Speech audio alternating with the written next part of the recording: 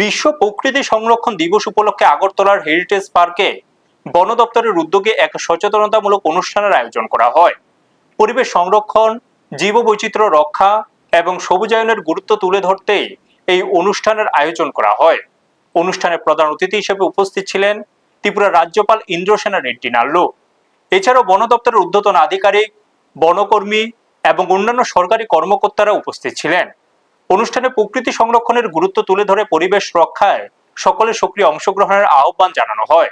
বক্তারা বলেন, জলবায়ু পরিবর্তন ও পরিবেশ দূষণের বর্তমান পরিস্থিতিতে প্রকৃতি সংরক্ষণ শুধু সরকারের দায়িত্ব নয়, সমাজের প্রতিটি মানুষের দায়িত্ব। বৃক্ষরোপণ, বনভূমি সংরক্ষণ এবং প্রাকৃতিক সম্পদের সঠিক ব্যবহারের মাধ্যমে আগামী প্রজন্মের জন্য একটি নিরাপদ ও সবুজ পরিবেশ গড়ে তোলার উপর বিশেষ গুরুত্ব আরোপ করা হয়।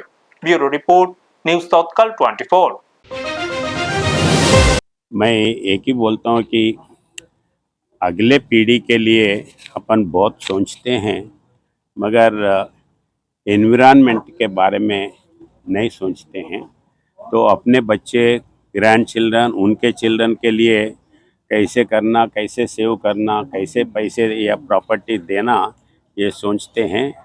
मगर जो नेचर है, नेचर को प्रोटेक्ट ना करते हुए आप जितना भी पैसे दिए, खाने के लिए दिए, वो बस नहीं होता है। It is not enough. So I request everybody to protect environmental. In that way, I once again request, just as our Modi ji is telling continuously, माँ के नाम एक पेड़ जरूर रखना है। আপনারা দেখছেন নিউজ তৎকাল 24।